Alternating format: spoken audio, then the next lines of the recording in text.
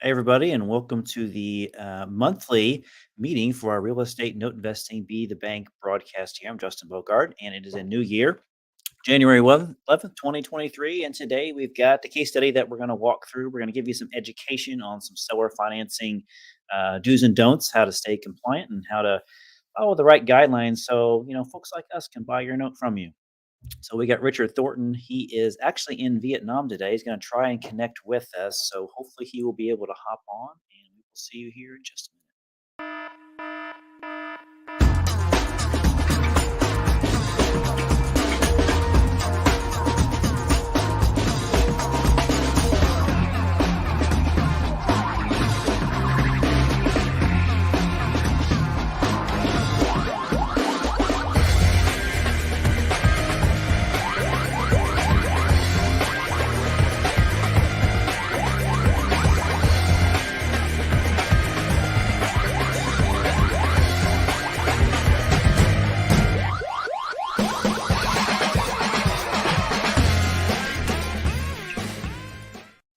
Yo, Mr. Thornton, how are you? Mr. Bogard, I'm coming to you from way far away today. And so the background, right as you started talking, the roosters started roosting. Uh, well, So where are you? if you've ever listened to tech support and called the Philippines, Yeah.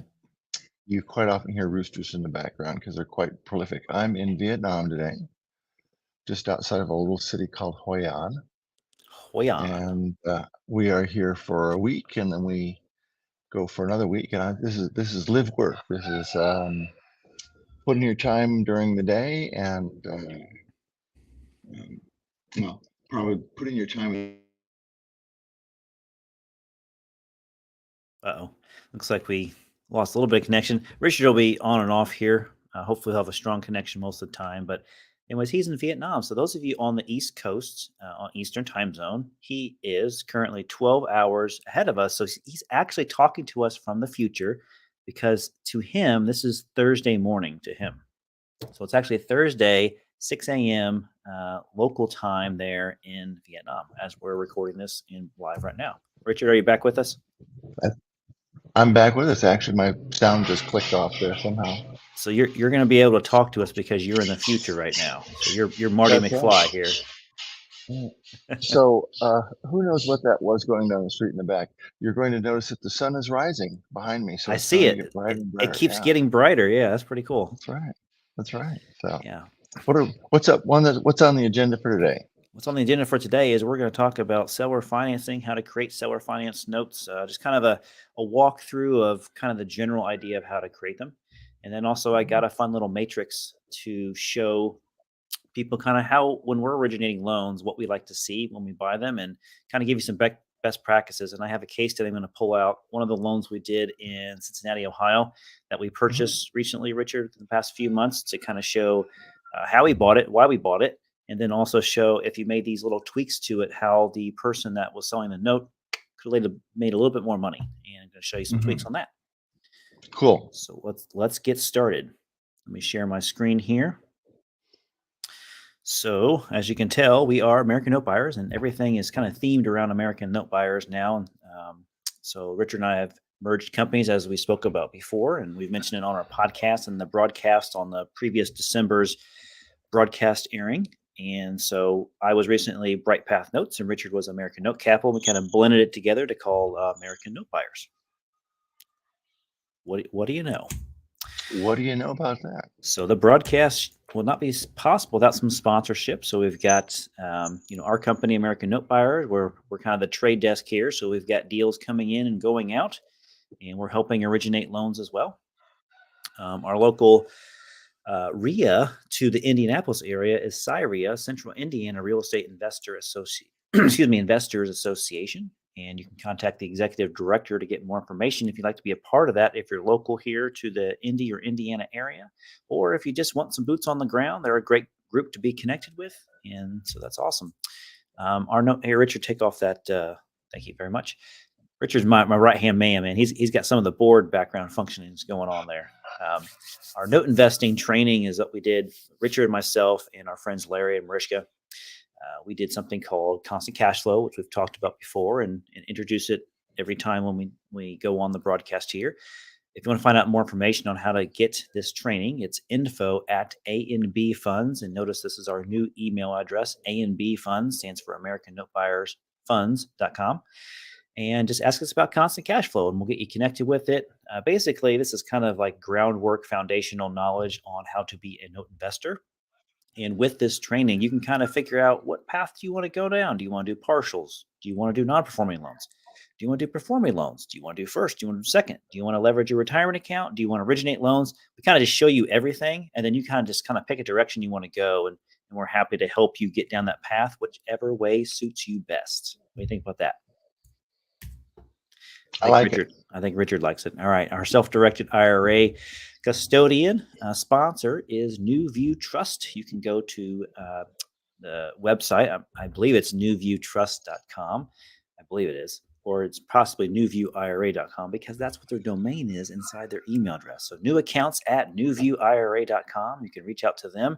You mention this broadcast, and they will waive your setup fee for your retirement account, so you can invest in notes or real estate or lend Richard money, whatever you want to do. More money. Richard. All right. This slide is just for the CIREA folks. So the local CIREA folks here, we want to make sure that you guys follow them on Facebook, on Instagram, and on LinkedIn. And then if you hold out your little smartphone here and you wave your camera on any of your smartphones, and you put your camera over that QR code while you're on the screen. If you're on your phone watching this, is a little hard to do that, right? But Richard will pull up the little the shortened URL for that. You can type that in a separate screen. So that is, we're going to put in your first name, last name, and you're going to get PHP credits for viewing this broadcast here. All right, Richard, we're good with that. So we have a podcast that Richard and I do. It's called Be the Bank. That didn't change. It's just called Be the Bank. And you can download it on any podcast directory, TuneIn, Stitcher, Google Podcasts. We record it on YouTube as well. Apple Podcasts, Spotify, iHeartRadio. There's like probably 40 directories, Richard. I think I last looked. That the audio stream of this Be the Bank podcast that we do, it comes out every other week. Episode number 1 of season 5 aired today, where I interviewed Lauren Glory of BiFi, who we have some of our loans through.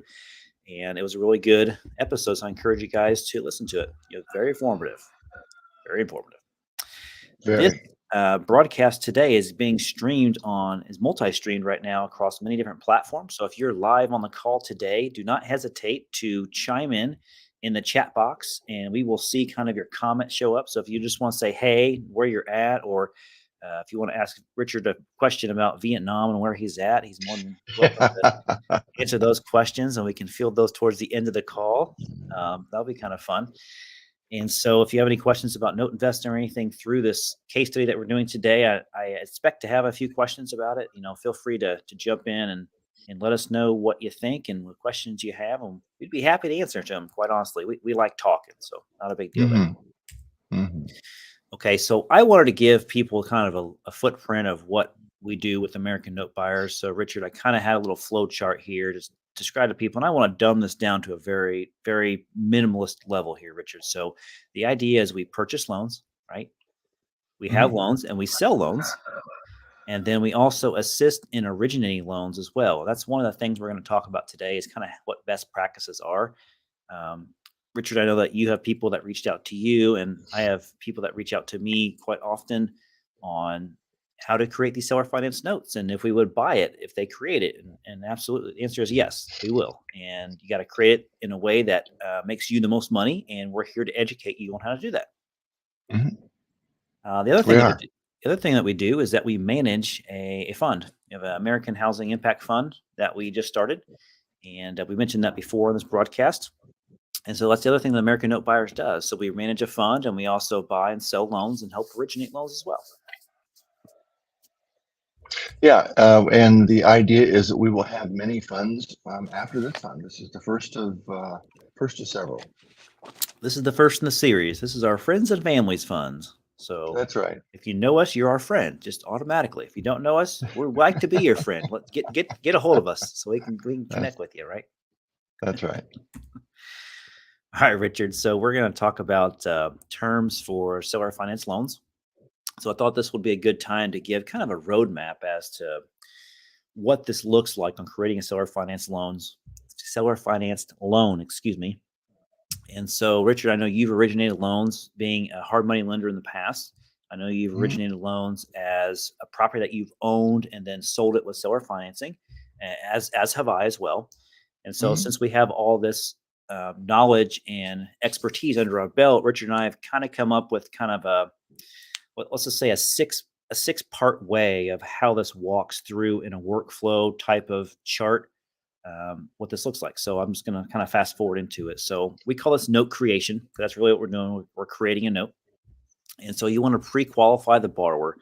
And so what do I mean by pre-qualify the borrower? Well, Richard, I'm sure that when you have a house and you sell it on seller financing, probably the first thing you want to find out is, is this in their price range and does this make sense to them monthly? So, Richard, I'm sure you have like a price in mind. You want to sell this home. Let's just say the home, you're selling is going to be, $150,000, and you have a principal and interest payment in mind about it's going to be, let's just say it's going to be like $1,000 a month. And be like, hey, look, Mr. and Mrs. Borrower, the house is 150 and the payment is going to be around 1,000, maybe 1,200 with taxes and insurance. Is that something that's affordable for you? And they may say yes or no. So that's kind of your pre-qualifiers. You're kind of just getting an eye test on really, can they afford this house? And should you not waste your time trying to sell them and market it to them if they're not even going to be able to afford it, right? Right. So you want to know if you're as close to the conventional guidelines as possible, which is 34% of their gross income for the mortgage, and depending on who you talk to, either 44 or 45% of gross for their all-in debt load. Right. So this is just the pre-qualifier, right? It's very simple. You're just asking some questions, and they could be untruthful, right, Richard? They could lie to you and say, yeah, we can afford that. We make lots of money. This all sounds good to us. And you don't know, really. Why would anybody do that? Because they just want the house, man. They just want the house. How do I get in this house? I will say yes. I can't imagine anybody ever. When you go to like Ashley Furniture or some big box store that's nationwide for whatever, and you get their like company credit card, and they say, well, how much money do you make a year? And you just tell them whatever you want because they don't really check it. they just want to know numbers. So I would always tell them like a big number. Yeah, I make $150,000 a year. Yeah, no problem. Oh, okay, Mr. Bogart. Yeah, here. All I do is just run your credit. So it's like their pre-qualifiers are kind of weak until they run your credit. Then they kind of know, yeah, this guy's not gonna make his payment, right? So you mean there were people that when the subprime loans were big, they couldn't qualify for those loans? They lied about that? Is that hard to believe? Oh man. All right, well, learn something new every day. So after you pre-qualify them, guess what? You're going to actually send them to an underwriter so you can have it third-party vetted. And that process is definitely a very good process, and it's a process that's very refined because there's no lying in this. There's no getting around this, right, Richard? So walk us through kind of what an underwriter is looking when they grab the file for a residential home. Well, when they grab the file at this point, they're going to be asking for bank statements. And they're going to be asking for income statements from an employer. If they're not a W-2 employee, they're going to be asking actually for probably the last 2 years of tax returns. Yeah. And if lo and behold, they've been cheating on their tax returns, which I've seen a number of times. I've had people basically say, well, I'm making $400,000 a year, but they're only indicating $200,000 a year on their tax returns. Lo and behold, they can't qualify for the loan. Lo and behold, surprise, surprise, right? Hmm. So at this point, you've gotten past the pre-qualifier level because they said they can afford to make the payment. Hmm. You send them to the underwriter, where Richard said they give all their financial declarations to the underwriter, so the underwriter can determine exactly, can you afford to pay this payment and not get yourself in a situation to where you're gonna default in the future. And Right. so that's the underwriting process. So after that, you're kind of got the green light or the red light, right? It's either go Right. or no go. Right. You're pulling a credit report in there. And the credit report's going to tell you a lot. It's going to tell you if they've missed payments consistently, if there's any back due payments. Sometimes Yeah. you see things for medical that's unpaid bills, all sorts of things like that. Yeah, with houses, let's just say in the Midwest here, I'm not sure where everybody in the audience is from exactly, but um, this is going to be, let's say, houses that are under 150K. You're not going to see banks commonly loan to houses that of that value and lower. So you're going to see borrowers that typically have kind of some debt issues, not major debt issues, just some debt issues that may not you and I may not have. And so you'll see a lot of things like maybe the credit scores aren't very high. Like maybe you might want a 700 plus credit score. Well, you're not going to find too many of those borrowers. You're going to find a lot of borrowers that haven't had the opportunity to generate their credit. Then they're going to have, like what you said, a lot of installment loans or a lot of revolving credit lines that are just have a couple $1,000 here and there, and it looks really bad on paper. But you kind of got to skim through it and be like, okay, you really have to understand if they can afford to pay, and that's what the underwriter kind of he understands exactly how much liabilities they have and their assets and know, okay, they're not going to be in trouble, or hey, they're kind of close, Justin or Richard. What do you want to do at this point? And so it's up to Right. us at that point to say, the lender, say, hey, look, we're going to pass on this because the underwriting, it didn't look very good. Right. Or it may not be negative. I mean, it may be a situation where they're just primarily all cash. So they pay for their bills all cash. They very seldom use a credit card, and therefore they have a very low credit rating because the credit rating agencies just don't have anything to rate them on. Yeah. Guess what? We've pre-qualified them. We sent them to underwriting. They passed, and so now we have to work with a title company. It's just like a Hmm. traditional real estate sale. It's no different at this point. You call up a title company as the seller of the property. You want to take control of this, right? You want to get the title company, and you want to let them know that you're going to carry back financing for the borrower. This is the sale price. This is the purchase agreement, and then they're going to start going after title and search for it. Uh, Next, we're going to be getting an attorney involved, and that could be an attorney within the title company, because most title companies have in-house counsel because they will generate the documents necessary for the title company to produce, like deeds, assignments, notes, mortgages, deeds of trust, things like that. That's why I put that underneath there. So you're using an attorney now to create the documents that you need based on the terms that you and agreeer, they are an agreeer, right? You Hmm. and the That's a purchaser technical term, right? have Yeah. agreed to, right? I'm using too many words Hmm. together at that point. And then after you go through all that and the title commitment, you close on them. So the borrower is Hmm. bringing down a down payment. There's a title policy. There's a loan policy. The loan policy is just a commitment from the title company that ensures that says, hey, this loan's in the first position. We guarantee it. That's what it is. Hmm. They record the documents. All right. The hard stuff's over with. And then lastly, you're going to board with the servicer. So it's going Right. to be somebody that's licensed and compliant, bonded and insured in that state that you originate in. It doesn't matter where you're at, it matters where the property is at. And that's where they're Hmm. going to service the loan. Right. Cool. All right, Richard, before we jump forward, friend John here had a question that popped up. He was talking about where is that episode? And I think he's Mm. referring to the podcast that we have called Be the Bank. And if you go to any podcast directory, like for example, Apple Podcast or whatever podcast channel you'd like to browse, look at Be the Bank. Type in Be the Bank, and you'll see our little logo that came up earlier. And that is where you can look at season 5, episode 1. It just came out today. Or you can go to our right now it's on the Bright Path Notes YouTube channel. and you can look at our Be the Bank podcast playlist, and you can see what just came out today, and you can watch the video cast of that as well. So thank you for that comment there. And then Michael says hello. And then he also wanted to get information on the fund. So, Michael, we can definitely send you information on the fund, but please do us a favor and email either Richard or myself, and we'll give you our emails at the end of the kind of the show today, so you can talk to us directly. Otherwise, info@andbfunds.com, and I'll type that in the chat box here. The website's not up yet, but it will be very shortly, and we'll have lots of information on that once it's fine-tuned and up. I'm slow at typing today, so hopefully That's that all right. pops up there. So yeah, we should let everybody know that we're actually buying notes under the American Note banners, but we're taking in investors under the A&B funds banner, and the A&B funds is really the parent of all these different funds that we're sponsoring.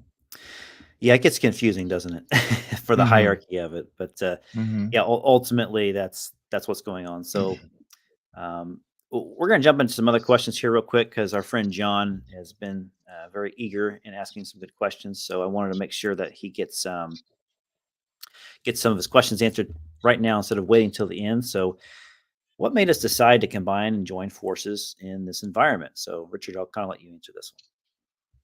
Justin's just a really nice guy. I thought, why wouldn't you want to join forces with me? That's the real question. That's right. Actually, we both had our own practices. We had been doing well in both cases, but it is a struggle to try and originate, underwrite, service. I mean, even though you're dealing with the servicer, and do everything yourself. Yeah. And Justin and I both have strengths. His strengths is very much more on the operation side, pulling things together, setting up all the system. My strength is marketing. And so it's just, I think we will get a lot more volume, and we'll both frankly be a lot happier and less grumpy if we combine forces. Yep, that's exactly right. So it's two heads are better than one, and 5 heads are better than 2, right? So we keep on growing. We have Richard and myself included. We have about 7 people that are kind of on our team that work with us as the A&B team, as we call it. So now we've definitely grown, and we've got training different people, and we got different apprenticeship programs that we have as well with other people that help us in the organization. So we're definitely expanding and growing, and the fund was kind of necessary to kind of put some more seed in our crop here, so that we can grow the A&B to bigger and better things. Yeah, and if you might be interested in sort of learning as you go and getting a little bit of OJT on the job training, reach out to one of us, and we'll see if we can sort of fit you in on a part-time basis or something like that. And it's all just experiential stuff. There's no income involved, or no direct pay involved, but it's a good way to learn note business. Yeah, absolutely. All right, Richard, we have walked through kind of the 6 flows of how the seller financing paper is kind of generated, and this is a very high level view of it. So there's a bunch of more granular steps within it, but we don't need to get into that. Primarily, the first thing you want to do is have an ideal situation with these seller finance loans. And ideally, we would like to see a 600 plus credit score. We'd like to see an LTV, a loan to value, of 75% or less. And we would like to see a down payment of 25% or more, right? Because the LTV and down payment just kind of coincide with each other. So, Richard, why is that? Why is this the preferred first lien residential single family loan we want to get into? Well, if you've got a 600 plus score, you're probably pretty reliable, excuse me, in terms of making your payments. And we want, just in case there is a default, we want some room in the loan. So we want to know that you have skin in the game, that you actually You have something to lose. That's what we're looking for, 25% down. And you will be more likely to make your payments. Plus, if we do have to foreclose and reduce the price to move the sale, we want to be able to get out whole, and that's why we do all that. Yeah. So remember, these are ideal. So we have bought loans that don't meet this exact criteria, but this is kind of the gauge where you want to be at. And sometimes it doesn't happen that way. It gets close to it or gets a little better than this, and that's always better. But this is kind of the gauge and the baseline that we want to go off of. Yeah, I mean, and to go back to my other point earlier, we have one guy right now who, nicest guy in the world, talked to him several times, and he's just all cash. And he's got a 550 credit score, but he's current. You pull his credit report, there's Yeah. no negatives. So you're going, well, okay, this guy's, and you can tell from talking to him, he's improving the house. Yeah. I mean, he's the kind of borrower we want. Yeah. There's many factors. Even on paper, if somebody doesn't look good on paper, it's just like don't judge a book by its cover because Hmm. you want to just kind of get into the story and just kind of read it. Don't get past the preface, actually read the book. And then you discover, hey, I like that book, or no, I don't like that book. But you can get into the borrower's other, what do you want to call them? Their other circumstances or the story about the borrower to understand, like, yeah, I mean, that looked good on paper. Like the paper numbers didn't look good, but the other factors about this are really strong. Like Richard pointed out, digging in deep into that borrower with a sub 600 credit score. So let's look at this matrix here. So I kind of designed this matrix for us internally on how we're going to create loans and what we would like to see.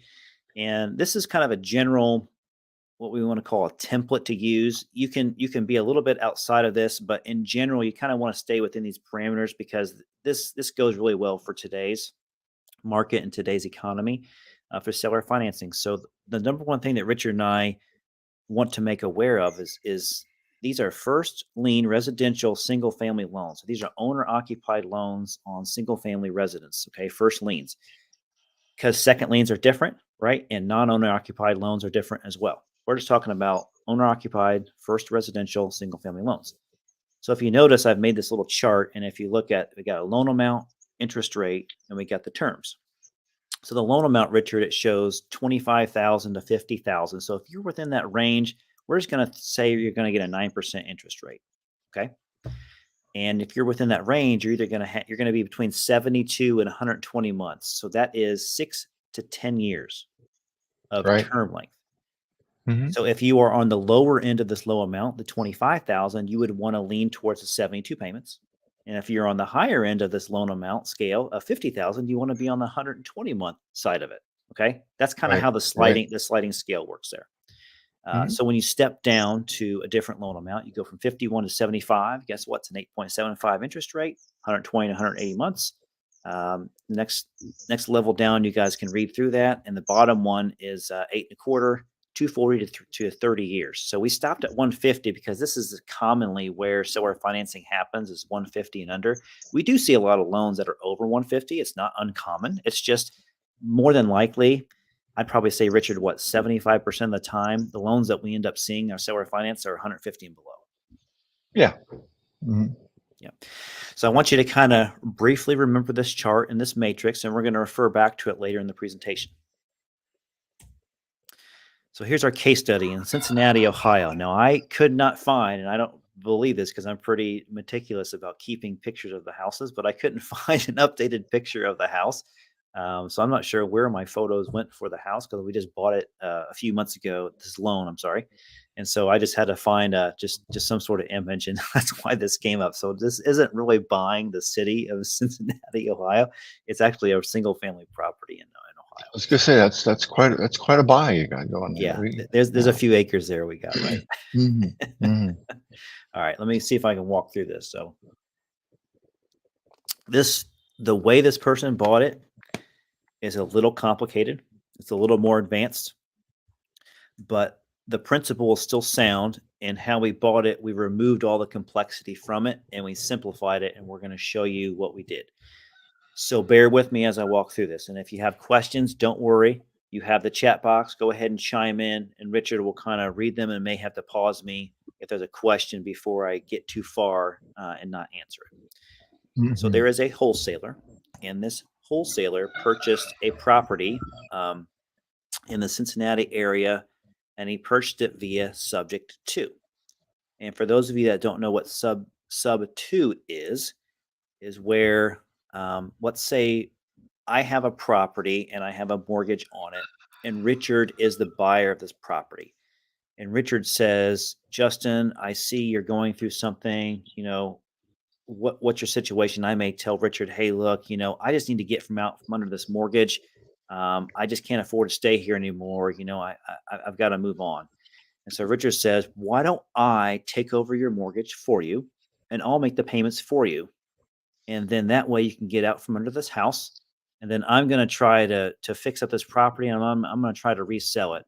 And then, you may have a little side agreement that says, yeah, I may give you a few $1,000 when I can sell it, or they may just be willing enough to be like, okay, take over my mortgage, make those payments for me, and sell it within a year or so, and that'll get me out of this, and I don't have to go through foreclosure or deal with anything bad that goes against my credit. So I made that kind of a lengthy talk, but basically that's what a subject to is, where the next person buying it's going to take over the mortgage for them.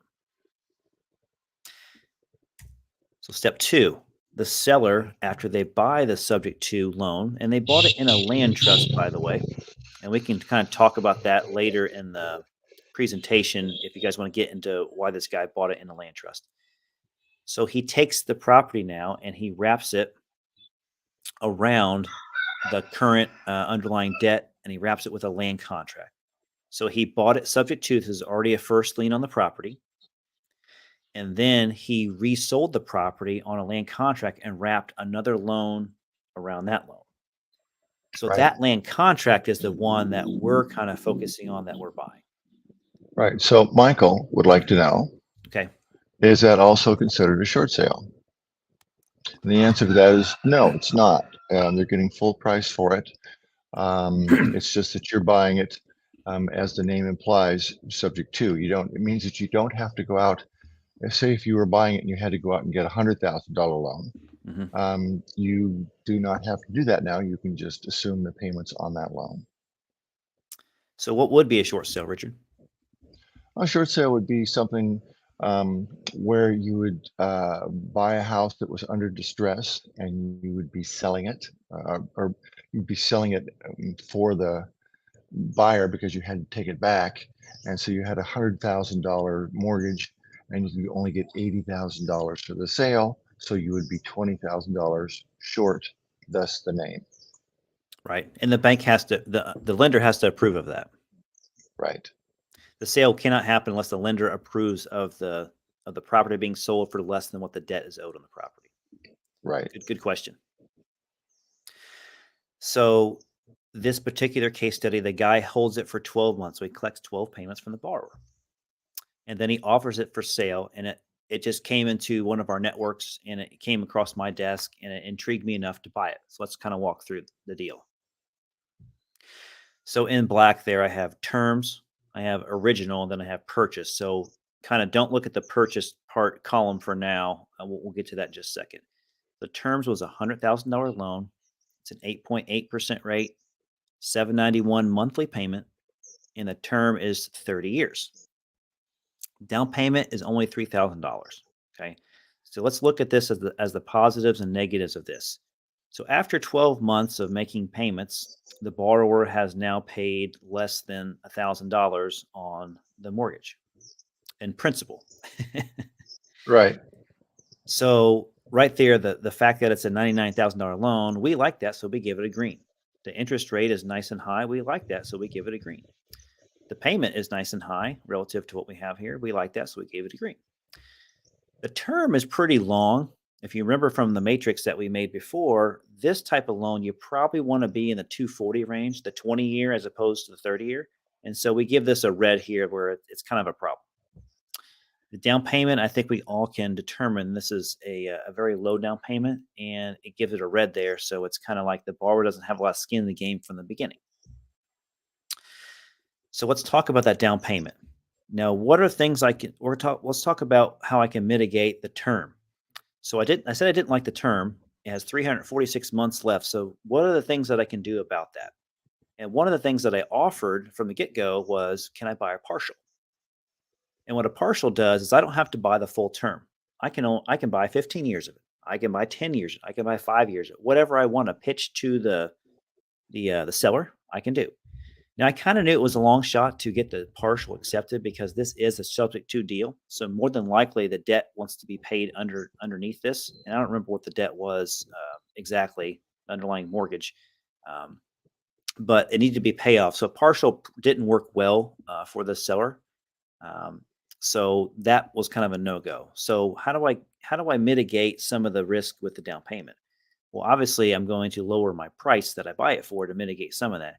But I also had to keep in mind, guess what? This borrower made on time payments for 12 months. So they've already put $9,500 of their money, principal and interest, into this property, plus the $3,000 they spent. So they've already put down a sizable amount of $12,500 of sweat equity, if you will, into this property. So they're already pretty committed to this, right, Richard?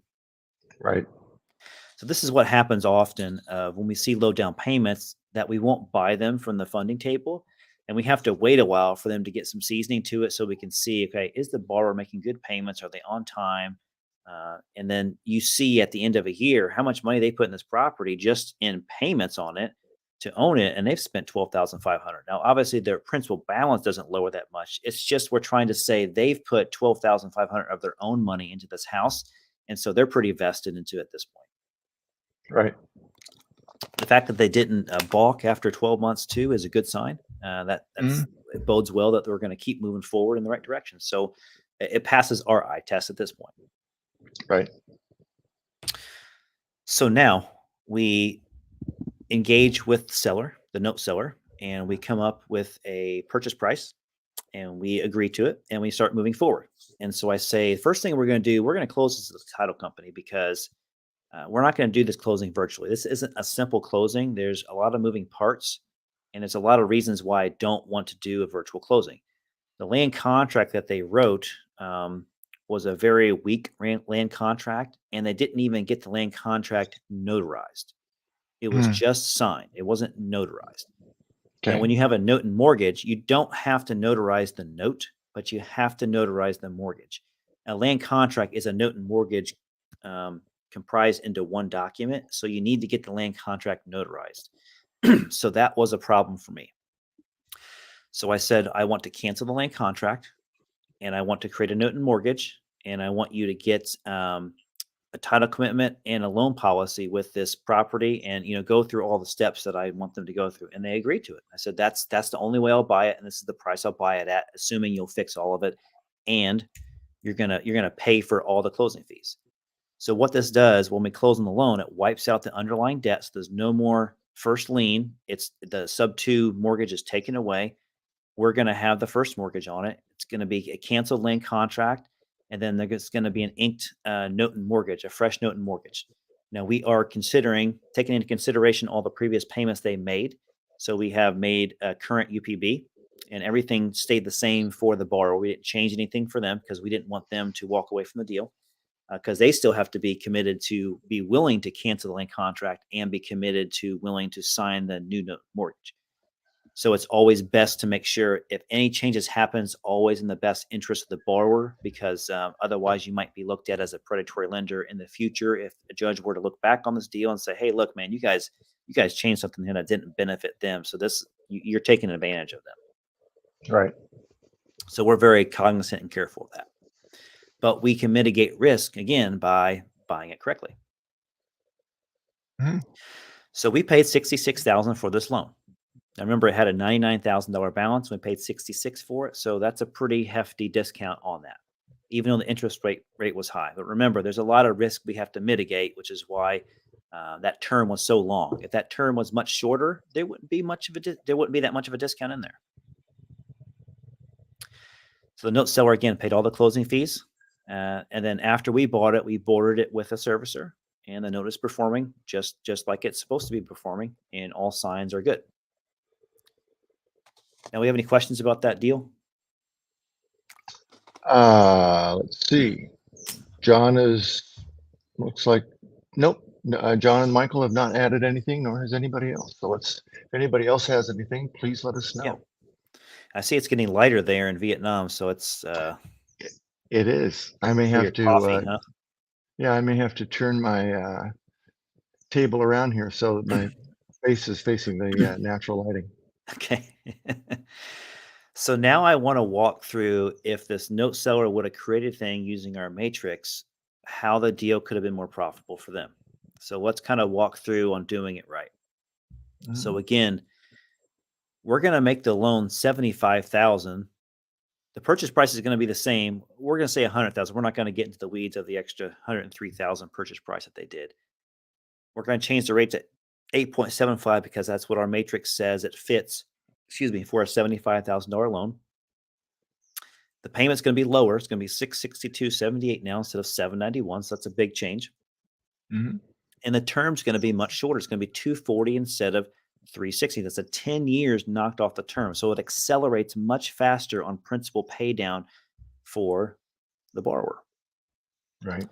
The down payment was much more sizable. It's $25,000. Mhm. So fast forward, after 12 months of making this 662 payment, now their UPB is 73,55198. So they actually moved down, basically almost $1,500 versus not even $1,000 with the first way the loan was written. So it's much more beneficial to the borrower because their monthly payment is lower and their UPB is moving down much faster. Their actual interest rate was a tick lower as well. Mhm. And tick is a technical term, I know. So Uh-huh. the 875 rate, that's a green. The 662 a month, that's a green. The 240, we love that. And the down payment, we love that. Because remember, our first LTV guidelines were like 25% or more. And that's a really good LTV. So we could table fund this type of deal is what we're trying to get at. And we didn't have to Right. though. But if he would have Right. made it this way and held it for 12 months, I want to show you what the difference is of what this guy could have made. Okay. Before you do that, Yeah. let's answer a question for John. How did you convince yourself that the borrower was qualified if you did not create the original note? That's a really good question. So the borrower was qualified because we had a 12-month track record of pay history. So we don't have to worry about underwriting them as if they were a newly originated loan because we had that prior history of their 12 payments that they made on that land contract. And so for how we buy loans and how most note investors like us buy loans, we get around from trying to put them to a new underwriter because we have that track record to show that they can make the payment and they've been making it like clockwork for 12 months in a row. That's a really Right. good And so question.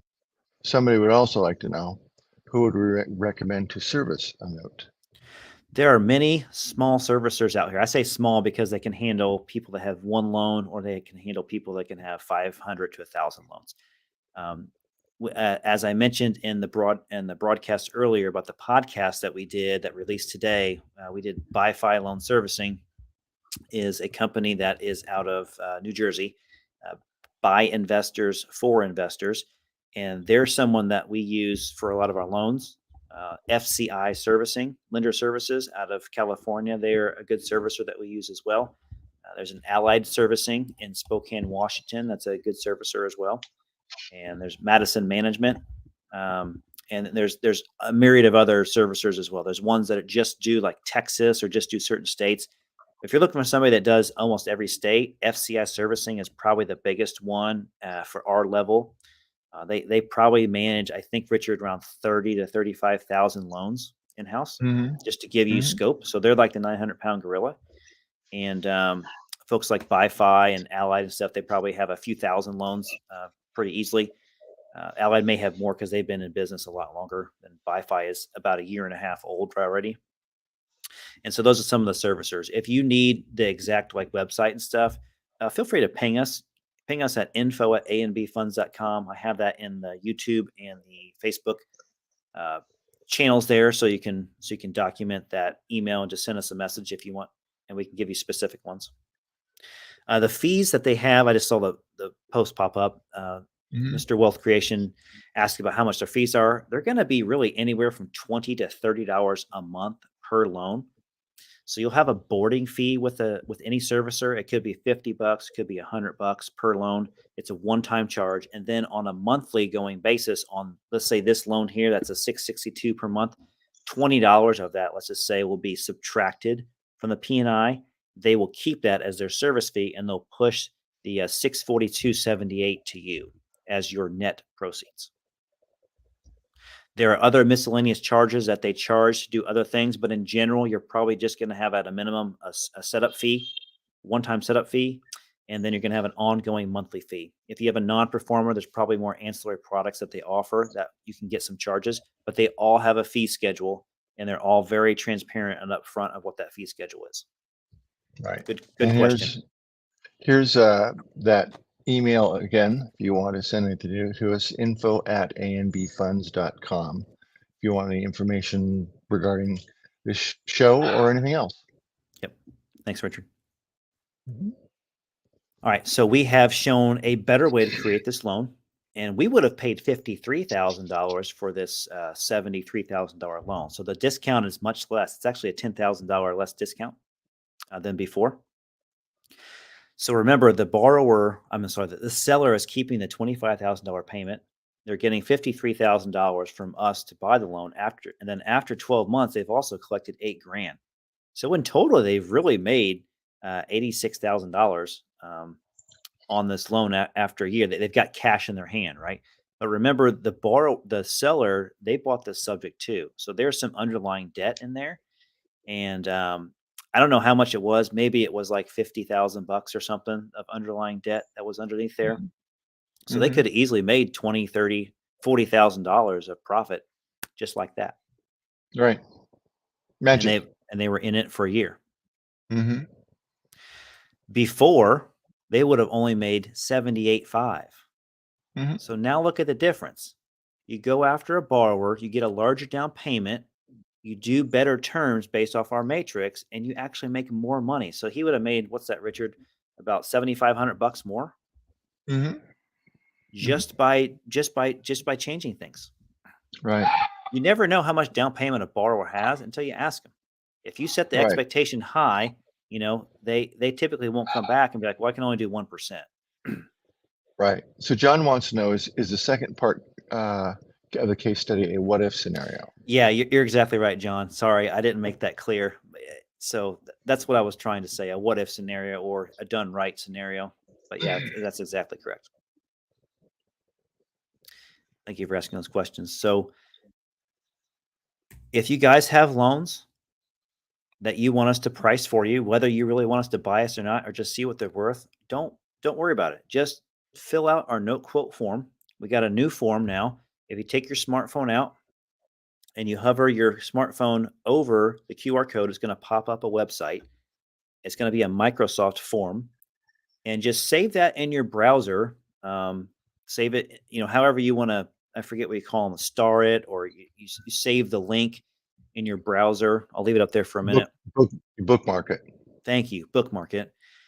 And whenever you have a loan in the future that you want us to price to buy, just throw it in there.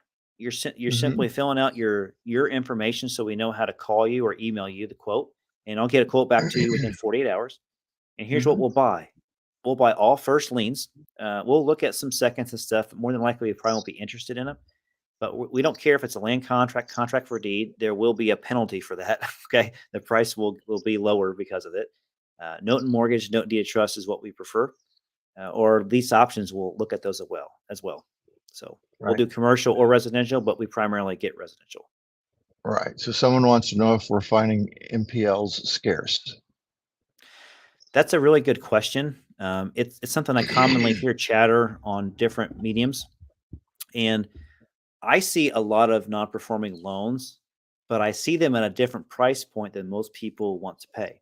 And the price point that we see them at is the $150,000 to $300,000 loan range, and that's where the really good buys are right now. Richard and I do see non-performing loans when we are buying seller finance paper, and we do buy them, and we get pretty lucky. We don't see a lot of them. I'd probably say, I don't know, probably 2 out of every 20 deals that we quote ends up being either a kind of a sub-performing loan or really a non-performing loan in our eyes. So we Right. don't see a lot of those there. But if you are looking for a non-performing loan and you're not willing to pay more than $100,000 for a loan, it's going to be harder to find one right now. But they will be coming soon. Right. So John would like to know too if we liked everything about the house and the location behind the deal. So the house, it looked okay. It looked like basically a rental. It looked like it did need some updates to it, but it was livable. It was safe. It was sound. It was secure, and it was somebody's home for the past year, and they are completely happy in it. It wasn't the cleanest on the inside, but they lived in it. So the house was okay. It wasn't bad. The neighborhood was okay. It wasn't in a violent neighborhood. It's closer to the river, and there wasn't a lot of other housing around it, so the crime was really low around there. So we like that as well, and that's one of the things that I looked in before I even got to the point of buying looking at the numbers and buying the deal. Yeah. That's part of what we do for every deal. Yeah. Yeah. Well, good. What else do we have? We are at the end of the slide part, and so February 8th is our next meeting, and I'll kind of clean up the extra Bright Path Note logos that we kind of have floating around on some of these slides. But the main thing is, if you followed us on social media on Bright Path Notes, you don't have to change anything. American Note Buyers, we just changed the name of the social media stuff from Bright Path to American Note Buyers, so you don't have to unfollow us and refollow us somewhere else. We're making it easy for you, so you're already following us. If you haven't followed us on Bright Path Notes, go find American Note Buyers at any of the handles here: Facebook, Twitter, Instagram, and then connect with us there. Richard and I both have the same email domain now, andbfunds.com. So it's either Justin or Richard. If you want to get a hold of us directly, we're happy to talk with you, help you out if you have any questions. And then, obviously we want to buy a loan from you if you have one to sell. And we're definitely going to tell you how to create them the right way. And we'll also give you advice and say, look, you don't want to sell this thing now. You want to wait a couple of years and sell it later. And we'll give you our honest answer on all that stuff. Right. John wants to know what state. I guess you're referring to the house. And last time I looked, John, Cincinnati was in Ohio. I think he's asking what state do we buy stuff in? Oh, okay. That's what I'm guessing. So Yeah. we'll buy loans in pretty much any state. Right. If it's in New York or New Jersey, or maybe in Illinois or California, we'll probably have to look at it a couple of times to see if we want to buy it. There are certain counties that we don't like to be in, and so we just are careful of that. But if you're in the Midwest and southern states, like for example, we buy a lot of loans in Texas, all over the Midwest, Indiana, Michigan, the Carolinas, Virginia, West Virginia. So we'll buy them pretty much anywhere. So give us a shot. If we're not going to buy it, we can definitely find somebody that will buy it. Right. It may be a larger fund that will buy it. So Right. Very good, sir. Nice show. Mostly fair game. Don't forget, we do have a private Facebook group called Be the Bank Real Estate Note Investing. And if you'd like to join the group, there's a few hundred people in there. You'll be the first one to see deals when we release them, is in the group. That's kind of our thing. We do all of our broadcasting in there as well. So you can see all the recorded broadcasts for the past couple of years in the Facebook feed as well, for the group, not the Facebook page, but the Facebook group that we're talking about right here, Be the Bank Real Estate Note Investing. So you can catch all that as well. So I think I should be able to convert the YouTube channel over to American Note Buyers without losing any subscribers. And that's my plan to do it. I just hadn't done it yet with the holidays and Richard going to Vietnam. Everything kind of got jammed at the same time. So. Right. So John wants to know if I'm looking for properties in Vietnam. No, John, I'm not. Although it is of interest, especially since things are so darn cheap here, comparatively. How cheap are they? How cheap are they? Yeah. Well, you can, to give you an example, you can stay in a 5-star hotel here for $100 a night. So just think of your nicest hotel that you've ever stayed in the U.S. and whatever you had to pay for it, and things are less expensive here. Nice. So let's talk a minute about Vietnam. So now that the light has come back, I see this wall Right. that you were talking about before we actually went live on the air. So is that little stone wall that's going behind the backyard, that Airbnb you're staying in there? It is. It's actually a very nice modern house. I'm sitting in the kitchen, and what's interesting is that the kitchen and the living area upstairs are completely open. The little um, shade that you see pulled down over my head is the only wall, which means that it just so it gets very cold here. The kitchen table I'm sitting in is about 6 or 7 feet long, and there's a pool in the backyard behind me, and so it's sort of indoor outdoor living. The bedrooms and the other rooms are enclosed, but that's just to sort of keep the critters out. There's no real, you don't really need to have any walls here. That's pretty cool, man. Hmm. So you'll be back in the States the first week of February? I will. I will. So We've you'll got be you another place we're going to roost for a while, and then we will come home. awesome. All right. Well, if there's any other questions or comments on the board, let me know. But I think we cleared all of them. Hmm. I think we have. Okay. I think there's a question here that I missed. I'm not sure if you popped this one up or not, but somebody mentioned, where's the best place to find notes? I've been doing this for about 6 months, and I stumbled across a MPL second, and it's going great. Well, that is Good. awesome. Hmm. So I'm glad that you got into doing this, and it sounds like you're pretty new to it and doing an MPL second. That's awesome. Hopefully, you've had somebody to help you or guide you through that, especially if it's going great. I'm really glad to hear that. So you can obviously connect with us, and we can help you with that. We have some inventory, mostly performing right now. The non-performers we have, we're kind of hoarding them right now to ourselves because actually we're getting them reperforming is really what's going on. So we've had some really good luck with getting loans reperforming. But there are good places to find non-performing loans, and Hmm. so we can have that conversation. I just don't know the name of the platform off the top of my head. It's not the common platforms that you hear, different funds and stuff. So I can help connect you. Your name says Facebook user, so I know that Streamyard, the broadcast that we're using to multi stream this at the same time, different platforms, you have to kind of give permission to Streamyard to put your face, book profile, and your username up there.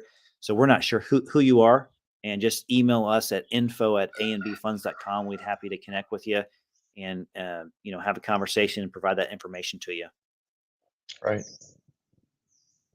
Always glad to help. Yeah. So this is a good question. So let's talk about the internet connection because Richard and I had a good conversation about that a few weeks ago about why the internet connection over in Vietnam, where you knew you were staying, was you were certain it wasn't going to be a problem, and tell us the reasons why. Well, the primary reason is that most of the Asian countries don't have legacy problems. What does that mean? Well, in the States, we have a lot of copper wire, and the telephone companies, as you can imagine, didn't want to give up using all that infrastructure. So they've really impeded our use of the internet to a certain degree.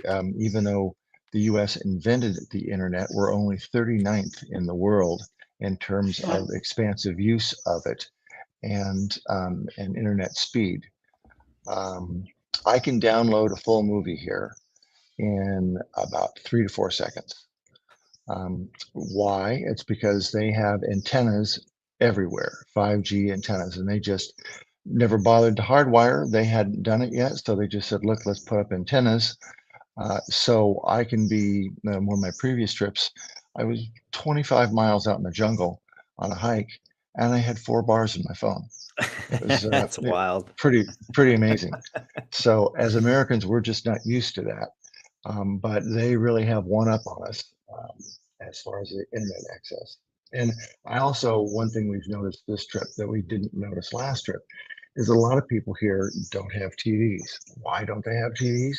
Is because they're all watching TV shows, Netflix, whatever it is, on their phones. They Ah, have so much bandwidth, and they just plug their headset in, and they can watch whatever show they want, YouTube or anything else, anywhere on the fly.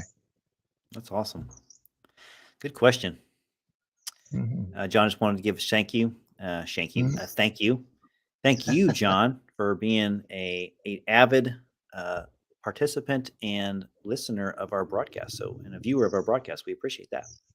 Right. All right, Richard, we are out of time for today. We got our board clean with all of our questions. So we greatly appreciate everyone watching, viewing, and asking questions to us. And like Richard said before, if you email us at info@ambfunds.com, if you have any other questions or if you're interested in the fund and want to find out more information, we'd be glad to share that with you. Just connect with us there. We'll be happy to reach out to you. And so until February 8th, we will see you guys later. Yeah.